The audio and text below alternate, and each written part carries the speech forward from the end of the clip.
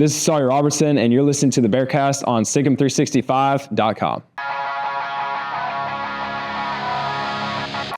Welcome into the Bearcast on SicEm365.com, presented by WellMed Medical Management and Barefoot Campus Outfitter. Head on over to Barefoot Campus Outfitter in Waco or go to the website and use SicEm365 as your code to save 25% off your purchase. It's a great deal. Be sure to check that out. Today, I am here with Levi Caraway, and Levi and I are going to talk about all things Baylor during this bye week. Just kind of go through various topics, disappointments, things that we've seen that maybe have given us encouragement, lots of different things that we're going to talk about. Also a little bit about Kansas State since I was gone early in the week. So Levi and I are going to start off there. But man, I want to start off here, Levi. So I was away. I was in Scotland for my brother-in-law's wedding, and I watched the game. I watched it, and I read on the website, and holy cow, man, it was so much negativity. And man, I had so many thoughts on it as well. I mean, it was a very disappointing effort. Like, once again, you're watching a game and you leave disappointed, even though Baylor wins the game. And so it's kind of a conflicting amount of emotions there. But yeah, how was the website? How was the vibe of the Baylor fan base? Because there was so much negativity on Twitter and on obviously the website. Yeah, I wish I was in Scotland to watch that game. But yeah, I'm filling in for Colt tonight, so I'm glad to be here. But it was a wild game. I really felt like at the beginning of the fourth quarter, this game just felt different because as a touchdown favorite against arguably Chris Kleiman's worst team in a 7-year tenure at K-State, and you're down by 2 touchdowns in the fourth quarter in front of a mostly empty McLean Stadium, it just felt like, okay, this might be the kind of the straw that broke the camel's back in terms of Dave Aranda's his tenure at Baylor. And then, they go crazy in that fourth quarter, make a huge comeback. A lot of things go their way that necessarily haven't gone their way in maybe some close games in the past. And so credit to Dave's team for fighting and for the guys for getting that win. But still, it's just another really, really bad and ugly win.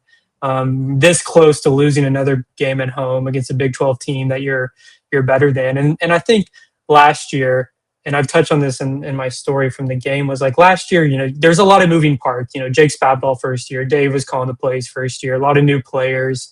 But you bring most of those guys back, you pretty much have all the pieces in place from last year, and you get some upgrades talent-wise and on the coaching staff. And yet these same issues are reoccurring in terms of slow starts and sloppy play and self-sabotage with the flags, and all of it is just like, when are they ever going to put it all together? And so obviously never root for them to lose. So I'm really happy that they were able to get the win. They've survived going 4-2 to the bye week. Hopefully they can use this as a kind of a jumping off point similar to last year, but still just a lot of concerns. And I'm sure you kind of felt that way watching it too.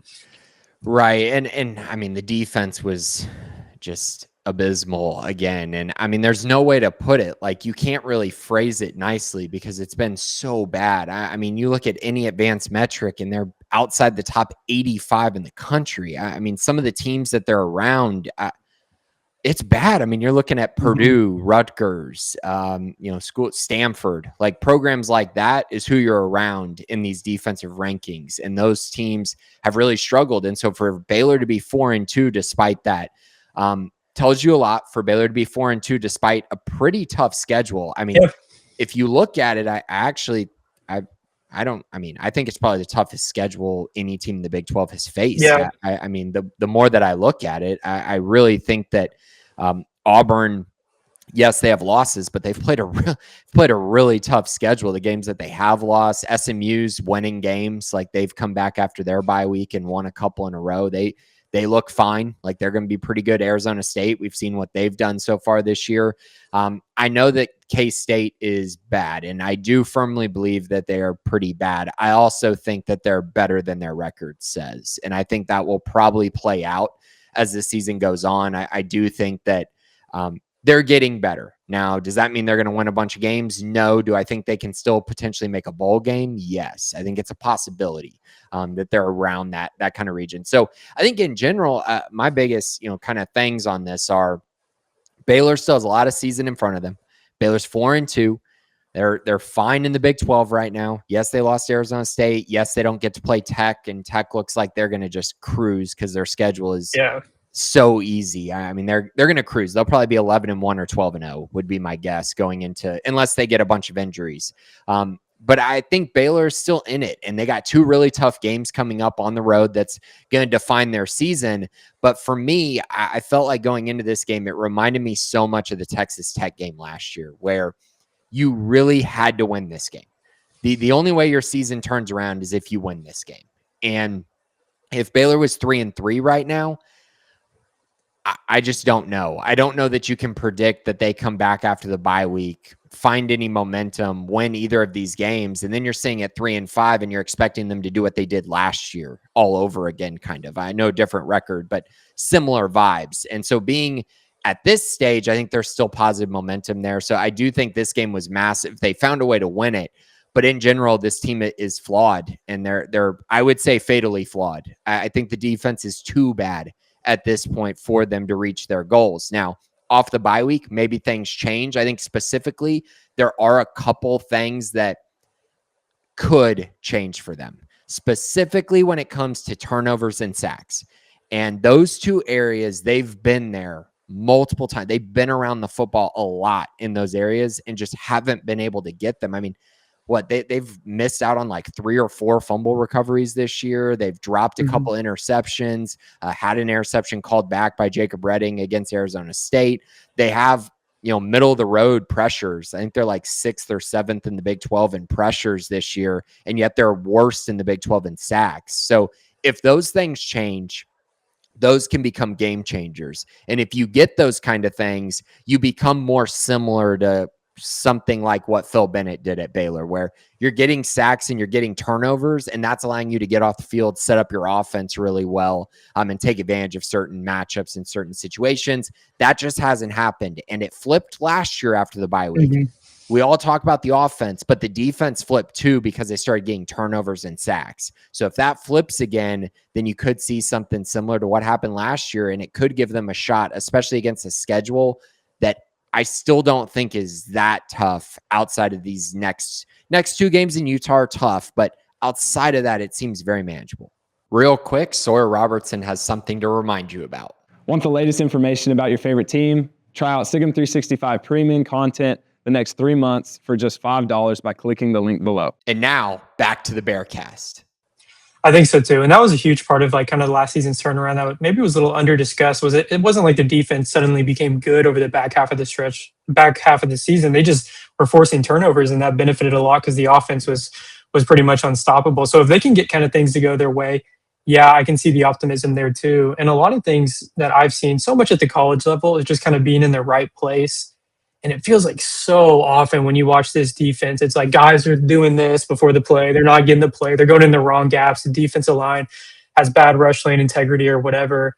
So a lot of those things, it's like, you don't want to be, I'm not trying to sunshine pump, but like a lot of the things that they've really struggled with, like hypothetically can be fixable, similar to on the offensive side of the ball. Obviously, like they're not going to have the talent to probably go out and do much of anything in the playoff or whatever, but like they have enough to potentially get back to like the top of the Big 12 and face Tech maybe in Arlington. But who knows? A lot of things have to go their way, and they have yet to show it. But this bye week could be a jumping off point similar to last year. Yes, and one thing before we get into kind of our bye week stuff, and it's been something that's been pretty frustrating for me, and I know a lot of people have mentioned it. Complimentary football. So my issue here is that Baylor's offense is really good. And Baylor's offense by all metrics is a top 25 offense. I think the highest they're rated is maybe like 14th. I think FEI has them around that range. My issue here is they do not do a good job of taking advantage of anything the defense does for them. And that is the hardest part for me to understand here, is that, that the defense is bad. We know this right now. The defense is not playing well enough for them to win a lot of games. But on the flip side of that, it's like, dude, the beginning of this Kansas State game, I mean, you're talking great field position, multiple drives in a row, and you're not extending your lead. You're floundering these opportunities. And then, you're having great drives later in the game. That's awesome. But man, I think it would do a lot for both sides' confidence if defense gets stops, Baylor goes and scores. I think that helps kind of set things up instead of you scoring after a kickoff after the other team scored a touchdown. Like, there's just a difference to it. It keeps you from getting momentum. Some of it has also been turnovers. We saw Sawyer Robertson with a bad interception in the game, in which I know Cole Wilson could have battled for the football more or whatever. It wasn't a good throw, though, in my eyes. And then you look at the Bryson Washington fumble, and it's like, that one's frustrating because it's like, Bryson, you're not healthy. Like, we can see you're not healthy. Just, this is probably one of those where you take the initial hit and you probably just go down type thing.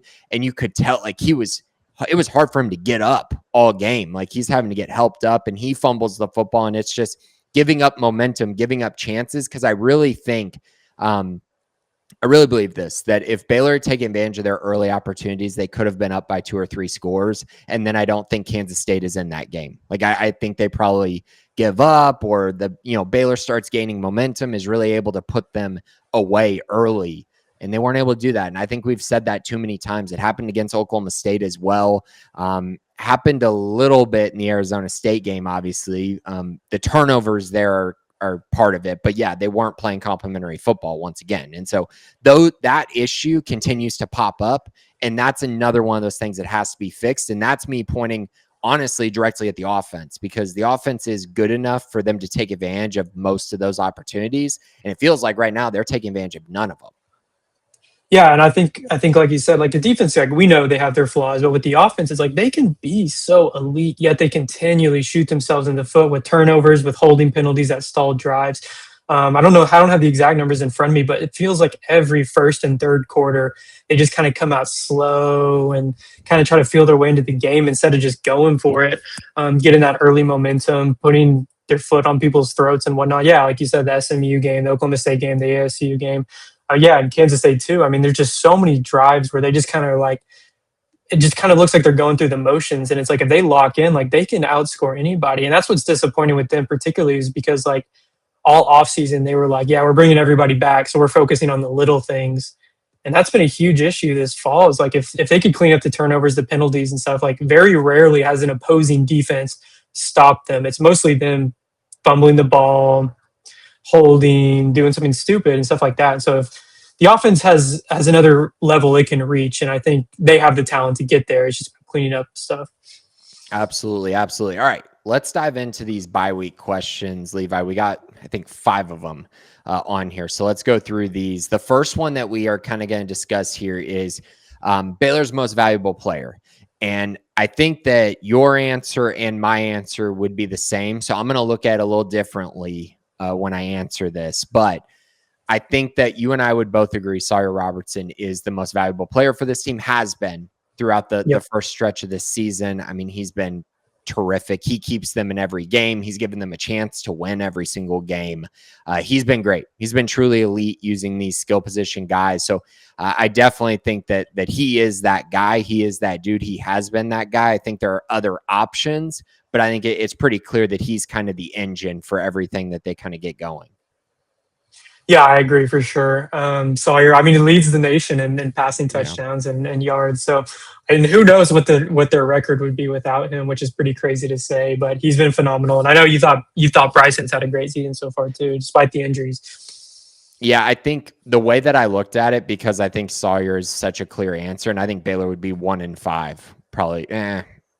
Dude, the way the defense played against Oklahoma State, who knows? But maybe 2-4, maybe 2-4. Maybe I should give that credit. But yeah, I put Bryson, or I'm gonna go with Bryson for this answer, because I'm kind of forward thinking on this. Like, I'm looking towards the future a little bit more and saying, like, if not Sawyer, who is the engine for this team? Who's the guy that they just simply cannot lose?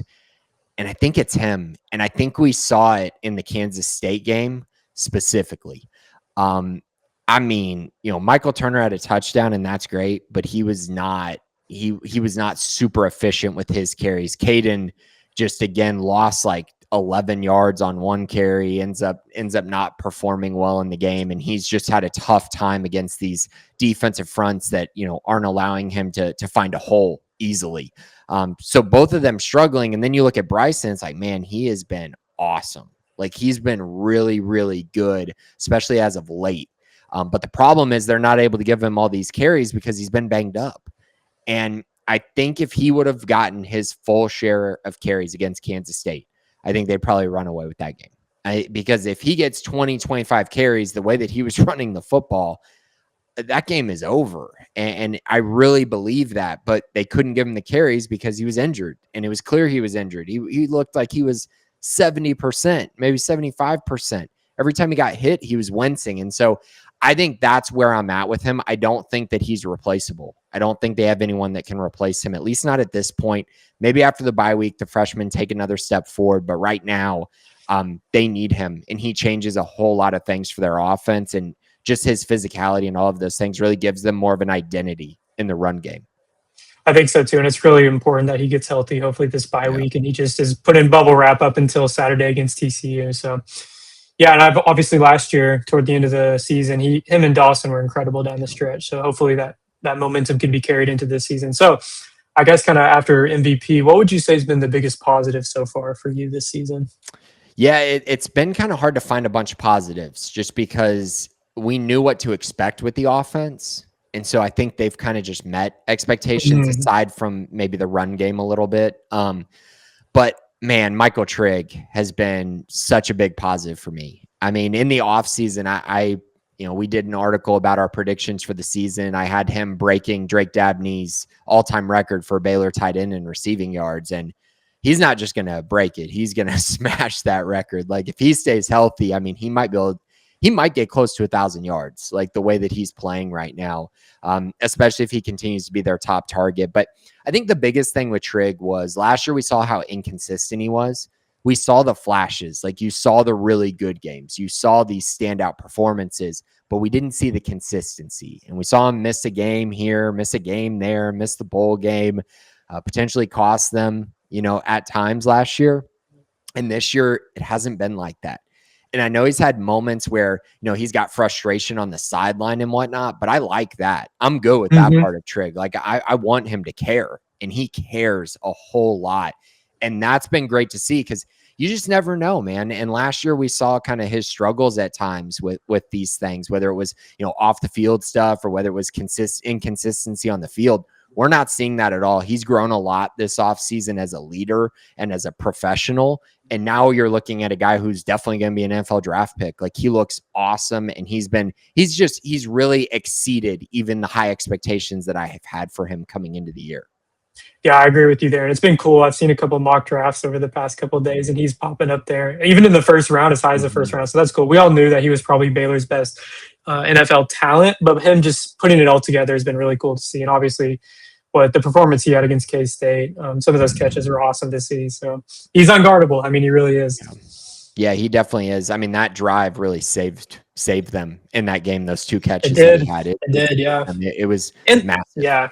And that touchdown that they called back, I feel like, I don't know. I thought that was a catch. That was a touchdown. Yeah, he needs to stop doing the whole because he tries to tuck it. Yeah. But he also holds the ball out in one hand, and Ashton does that. And I think sometimes that makes the refs be a little more like, does he have control or is he still moving it around? But that was a touchdown. There was not enough to overturn that. I thought so too. Yeah. All right, so let's go with. Do you have another one? You gotta give me yours though? What that was basically the pass catchers, same thing. I don't knew they were going to be good, but they've been awesome. Yeah, they have been. And Kobe Prentice, I don't know. I know Jack mentions him in our premium article, and man, he's been awesome. I'm actually just surprised he doesn't get more snaps. Like every time he's on the field, it's a touchdown. So. He's been great. Cole Wilson. We already knew what Josh Cameron and Michael Trigg kind of were, but seeing them take another step forward has been great. Their receiving room's awesome. They really, the one right now that they just need to step up a little bit is Ashton. I mean, Ashton kind of had a couple tough games with drops, and that's not something that we saw very much of last year. So if he gets back on track, I mean, again, in my eyes, it's the best receiving group in the Big 12, the best group of pass catchers, and you got the best quarterback. So that can matter a whole lot. I think so too. And it'll be interesting to note if they get that, if the 5-for-5 gets passed before next year, you can bring Kobe and Cole back. So that'll be a huge boost for them. And Jaden, obviously, too, he didn't redshirt last year. So Yeah. him having another year would be great. Lewis Brown. And Lewis he's Brown, going to have another year yeah. regardless with the red shirt, but it would definitely be nice to see him come back as well. All right, Levi, what's been the most disappointing thing for you so far this season? I know both of ours are kind of in line together, so why don't you give me yours first because it's a little more specific. I would say the linebacker group, because kind of coming into the year, Randa, as the defensive guru that he says he is, or that people say he is, kind of praising the linebacker group in particular. And man, they've really struggled this year. And obviously it didn't help with Travion Barnes and Phoenix Jackson getting hurt. But even those guys kind of struggled in their 2 or 3, 4 games before injuries. But obviously I think they probably would have improved over the year. But Kylan Reed won the job over both those guys against Auburn, and he's really struggled. A lot of the big running plays that they allow seem to be because he's in the wrong gap or whatnot. And then also I think Keaton's had a really good year. He's having a lot of tackles like he did last year, but I don't think he's been able to have the same amount of impact and create the same amount of havoc that he did last year because he doesn't have somebody as reliable next to him like he did last year with Matt Jones. And I really did not expect myself sitting here in October saying this team really misses Matt Jones. And they do. They do in a big way. In a big way. He was so steady and he knew where to be. And that was the biggest thing. He wasn't the most athletically gifted, but he knew where to be at all times. And I agree with you. I think it's caused Keaton to take a step back because he's not able to create the same kind of havoc because he doesn't have a guy that's as reliable as Matt. Matt was a really good blitzer too. And you see Kylan gets a lot of opportunities with these blitzes, and I think he's got a sack. I don't think he's got 2, but he's got a sack. He's got some QB pressures as well. But Matt did such a great job at finishing a lot of those. And so we'll see. We'll see if he can take a step forward. I'm with you, though. I mean, losing Phoenix and losing Travion kind of before they were able to, I guess, fully ingrain themselves in the defense is really tough. And they were expected to be your starter and then a guy you could bring into blitz in Phoenix case, to be just this havoc creator and then Travion be your stable force next to Keaton. That's what you had hoped. And that's not what's happening. And so, I've been disappointed in that group as well. It's hard not to be. And then the defense in general is the answer for me. I just cannot believe that in Dave Aranda's second year as defense coordinator that they're this bad. Like, I really can't believe it. And so, I think they've had some tough challenges with some of the teams they've played. Like, I think SMU's a good offense. I think Auburn probably caught Baylor at the right time because Baylor didn't quite know what to expect, I don't think. And I don't necessarily love the game plan they went with there. Yeah, me too. But I also don't think they had film on Jackson Arnold or these receivers or this passing game that everyone's starting to take advantage of now. And then you look over and losing Jackie Marshall, like they couldn't stop the run. There were a lot of factors in that game that just made it go sideways. They played well against Arizona State, so that was a good kind of step forward for them. But then just the way they've played these last 2 weeks has been really disappointing and probably the biggest disappointment. And it's one of those things where if you can't guard Oklahoma State and Kansas State, I mean, why would I think that you're going to be able to stop TCU, Cincinnati?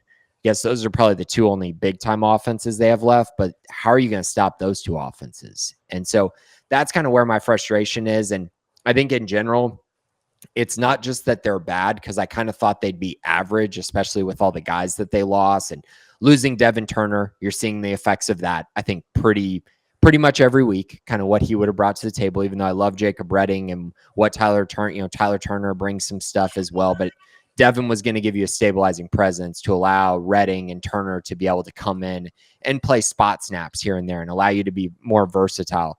Can't do that. You don't have Carl Williams. That's another guy who you're expecting big things from. You're investing in these guys. And then the other one that is, I think, very, very apparent is Brendan Bett. I think that he would have been very much a difference maker for Baylor. And I think you can look directly at the Auburn game, directly at the Arizona State game as specific ones where you're just getting ran on and you need someone that's athletic and physical up front. He could have changed a lot of things. So I don't want to say that those are excuses, but it's definitely areas where it's affected them in a big way. And I think that's something that I'm going to be keeping an eye on going forward as, next offseason. If they have injuries or lose guys, it's just very hard to replace those guys. And I kind of knew that and kind of mentioned that, but I don't necessarily think I took in the full impact of that it would be a complete just the bottom falling off type thing. And that's what it's been. I mean, they're in the bottom 4 in basically all the categories that matter to me defensively in the Big 12. So that's been definitely the biggest disappointment and something they're going to have to correct during the bye week. All right, Levi, what's your biggest surprise so far this year? I think I talked about it earlier. I would just say the self-inflicted mistakes, lack of complementary football on both sides, particularly with the offense. Just because they brought everybody back. I mean, they spent the all offseason talking about how they just we can be unstoppable if we just clean up the small things, but the small things have been their biggest problem for the first half of the season. So just the lack of that, especially with the veteran team too, just not being able to put forward good. And no, I'm not even asking for like amazing, go out and dominate everybody. Just played clean football for 4 quarters, and they haven't done that a single game this season, which is crazy. And then that's what's so maddening is because you can kind of talk yourself into, well, if they put it all together, but it's like they haven't. We're halfway through the season and they haven't shown that yet. So who knows? But I'd say that's kind of the most frustrating thing because with this roster, you thought this was going to be the year where they could kind of put it all together, and it just hasn't been that way so far. Obviously, yes, everything is still out in front of them that they want to accomplish, but it has not looked pretty up until this point.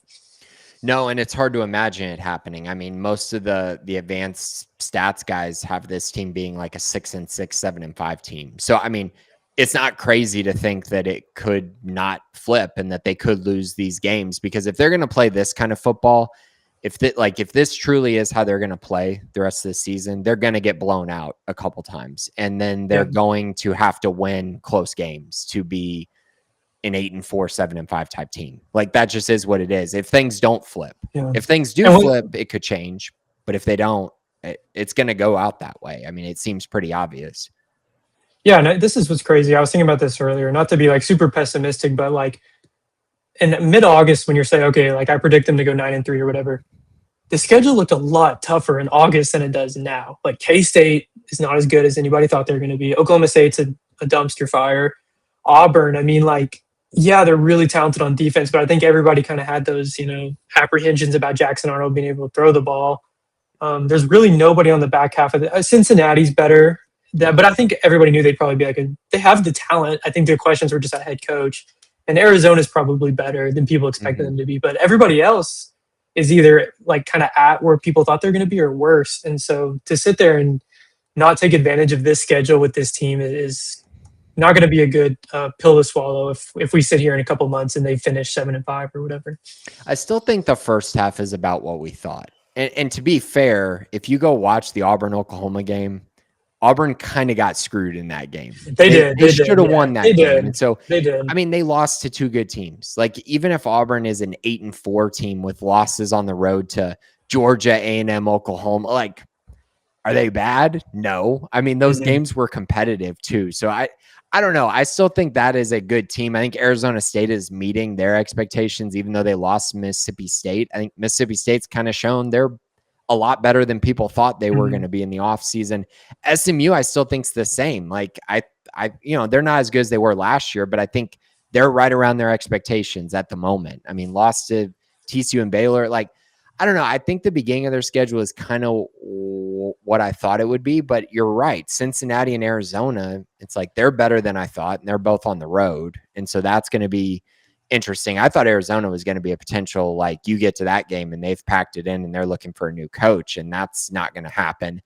Cincinnati, I thought was going to be kind of one of the more improved teams in the league, even if their record didn't show it. So, I mean, I guess there were some expectations that haven't been met, but I also think that you're right. If you look at the schedule from now until the end of the season, you would say that, in my eyes, I think at worst you're 3-3. I think. Like, unless you're just not good. Like, if you're just bad, then maybe something else happens. But really, the only games that I think are excusable for them to lose would be TCU, Cincinnati, Utah, and Arizona, I guess. So you could say 2-4, but you should really not be losing to Arizona. You shouldn't be losing at home to Utah. And you definitely shouldn't lose to UCF or Houston at home. Like, those two should not be losses at all. And so if you look at it that way, it's like, man, that's pretty manageable. Like that's a very manageable schedule. going forward. And I agree with you. You're sitting here at 4-2. So for them to not take advantage of at least the rest of their schedule would be a shame. But I just think me saying that about the first half is also me looking around the Big 12 and being like, man, Baylor actually had to play people this year. And it's like these other teams are literally not playing anyone. Houston didn't play anyone until they faced Tech, and they got just blown out in their own home stadium. Like, what are we doing here? Like, Texas Tech's schedule, I know they're good. I know they went on the road and beat Utah. That's a good win. Like, they took care of business. That schedule is terrible. It's so bad. And so it's like, man, if Baylor had that schedule, at worst, they're 5-1 in my eyes. Like, I don't know. I just think that's something else to keep in mind. I do think Baylor's faced a much tougher schedule than a lot of the Big 12. Yeah, I think so too. And I agree with you. I think it's just at the end of the day, it's kind of come down to how it's looked. And with the team they had on paper, I just don't think that's kind of been my main hang up. Well, this is kind of perfect segue into our last one. Are you still sticking with your preseason record prediction? Yeah, I said 9-3. I said split Auburn, SMU, split ASU, KSU, and then split TCU, Cincy. So I'll stick with that. Like I talked about the last couple of minutes, I'm not as maybe optimistic as I was in August, but I still think with the schedule, I think it's manageable to finish 9-3. Probably most likely 8-4, but I'll stick with 9-3. So my preseason prediction was 10-2, which is not looking good. Not looking good at all. So I had them losing to Arizona State and then at TCU. Those were the two losses that I had. So I had them beating Auburn. That obviously didn't happen. But if they go out and beat TCU in a couple of weeks, they're right in line with where I had them at. And then I had them winning the rest of the season. So in that regard, it seems like, oh, that's doable. That's possible. But I can't stick by that. I don't think there's any way that they're going to win out after this bye week. I would be very shocked just based on how they've played. Maybe after the bye week, a lot changes, and then maybe I'm right back on board with my preseason prediction. But right now, I do think 8-4 is probably the most likely scenario here. I find it hard to believe that they're going to be extremely consistent and be able to pick up win after win. But matching what they did in the first half of the year, I think that's very doable with the schedule that they have going forward. I think so too. And they really need to get healthy too. They have had a lot of guys who are banged up, and hopefully they can use these next couple of weeks going into TCU to get healed, fix some stuff on defense, and same on the offense too. I mean, they have a lot to clean up too. And that's the thing is I think they have the talent to be better than the product that they put on the field, but it's ultimately like up to them to get there because they haven't proved it yet and they still have to. Yeah, if they can just fix specific things and just get really good at something on defense, that would be great. Because I mean, it's like we talked about, like last year's team, they don't get a lot of credit because the overall numbers were bad, but that team was really, really good in the red zone, and they were really, really good on third down. And then by the end of the year, they were forcing turnovers and actually getting sacks. And then that kind of all came together, and it was a perfect storm for them against a lot of good teams. And you can look around at their final schedule and be like, man, well, look how many points they gave up here. But it's like, yeah, but they scored 50, or they scored like, it's different, right? The Tech game was not a 24-point game. That was like a 35-point game, like when you really kind of watched it. And so the West Virginia game is kind of another good example of that, as far as points being scored. But I just think if Baylor becomes really good at something, whether it's getting sacks, creating turnovers, being better on third down, getting red zone stops, anything that they become really good at, really could change the season for them, because just getting a little bit better on the defensive side or getting really good at a specific area can actually matter a whole lot. And I think we definitely saw that last year because it allowed them to play more complementary football. So we'll see if they're able to do that after the bye week. But I do think that there's some hope. Yeah, I mean, turnovers are contagious too. Like when you're given that offense 1 to 2 extra possessions per game, I mean, I know they haven't really shown it yet, but they're definitely capable of capitalizing on those things. So hypothetically, these things are fixable, but I mean, like I said, they're going to have to prove it before we can really buy back into it. They absolutely are. So we'll see how they do after the bye week. We'll see if they're able to clean some things up, if they're able to just get better, become a better football team, which is what they did last year. But this year, they're going to have to do it on the defensive side of the ball specifically. We'll see if they can get there. I know next week, Colt and I will be back. We'll be talking on Monday about kind of all things Kansas State, all things bye week as well. We'll probably give our thoughts on Dave Aranda and what this season has been so far. And then, of course, we'll have our preview and our best bets next week as well. But thank you, Levi, for joining this week. It was great. It was a blast as always. And thanks, everyone, for listening. This has been the Bearcast on Sikkim365.com. Join Sikkim 365 Premium on a $1 for 1 month trial to read our experts' notes and insights. Know about high school commits, off-season transfers, coaching staff changes, and so much more before the rest. Also, download the Sikkim 365 app on your iPhone today to get instant notifications of breaking news, read up on the latest inside info, easily interact with other Baylor fans on our forums, and get alerts for anything published by your favorite staff members.